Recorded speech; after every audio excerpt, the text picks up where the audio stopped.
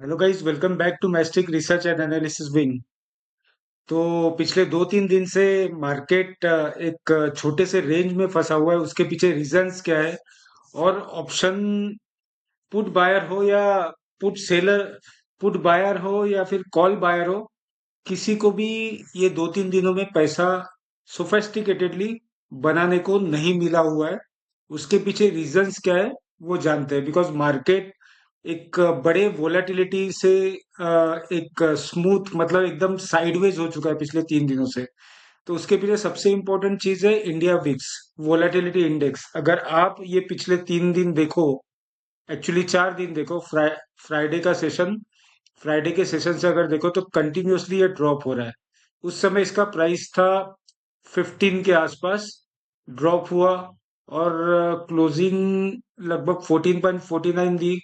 उसके बाद ओपन हुआ 14.54, उसके बाद लो बनाया 13.56, फिर उसके बाद थर्ड डे 14.61, क्लोजिंग दिया 13.76 एंड लगभग वहीं पे ओपन होके उसके आसपास ही क्लोज हुआ है। ठीक है।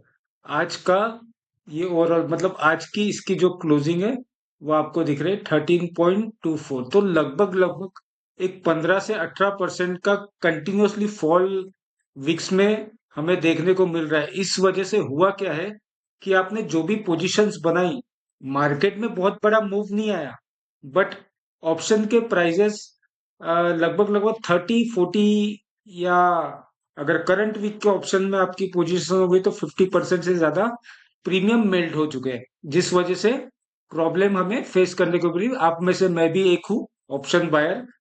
तो I just wanted to make video on that because आप सब लोगों को ये पता चले कि ऑप्शन बायर्स में सिर्फ आप अकेले नहीं हो जो प्रॉब्लम फेस कर रहा है, लॉसेस कर रहा है पिछले 2-3 दिनों से।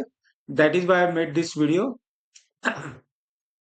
अगर आप निफ्टी का रेंज देखो तो निफ्टी का रेंज आपके सामने है। मंडे से लेके आज तक वेनसडे कोई ब्रेकआउट नहीं है।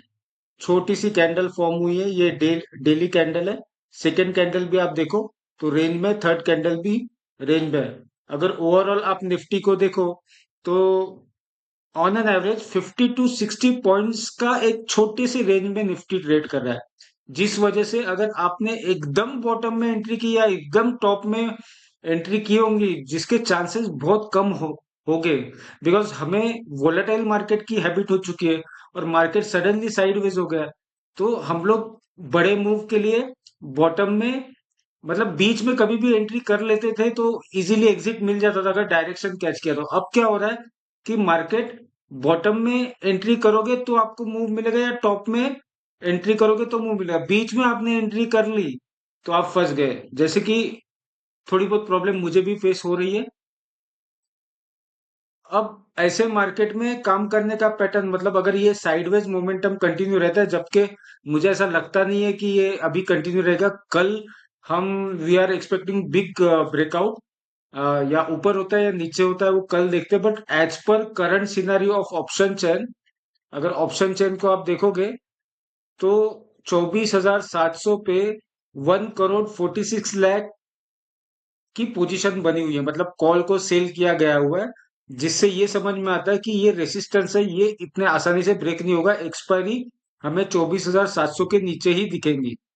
उसके अपोजिट में जो लॉन्ग पोजीशन है मतलब पुट को जिन्होंने सेल करके रखा, दैट इज ओनली 51 लाख। तो 51 लाख से 1.46 करोड़ मतलब 1.46 करोड़, ये 3 टाइम्स ज्यादा हो गया। तो ये बहुत ही बड़ा रेसिस्टेंस है।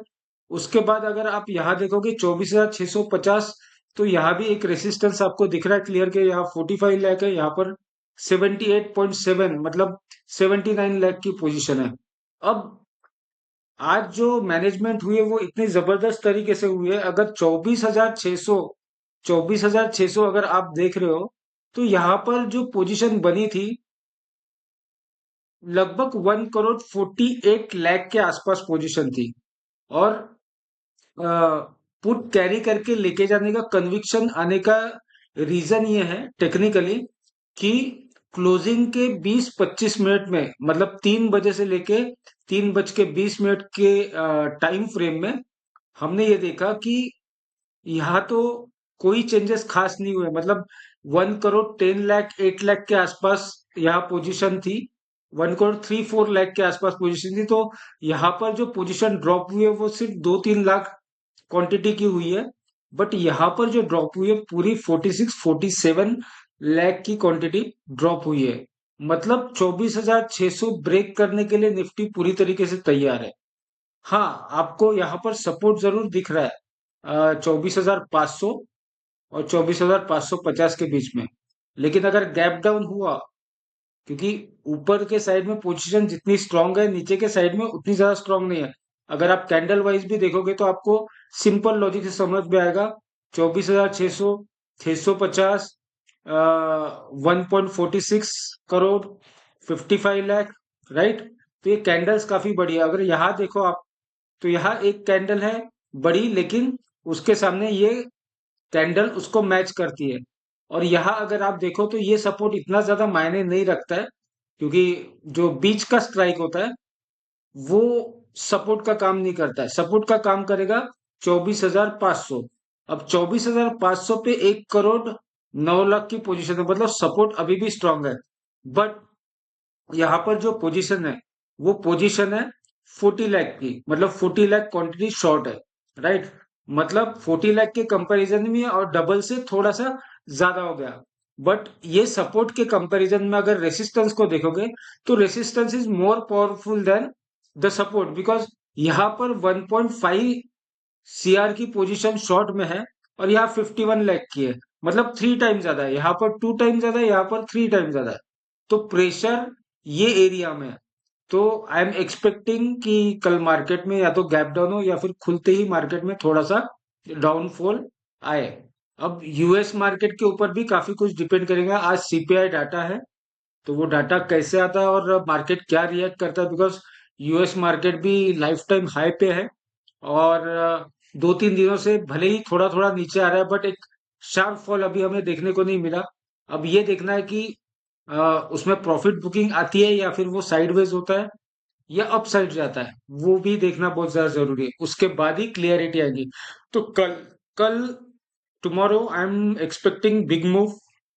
या तो ये लेवल ब्रेक करके एक बड़ा मूव नीचे के साइड में आना चाहिए, या फिर अगर 700 का लेवल अगर ब्रेक होता है तो 700 का लेवल ब्रेक होने का सीधा सीधा निफ्टी 900 के डायरेक्शन में जाएंगे। मतलब वो 250 300 पॉइंट का एक बड़ा मूव हो सकता है।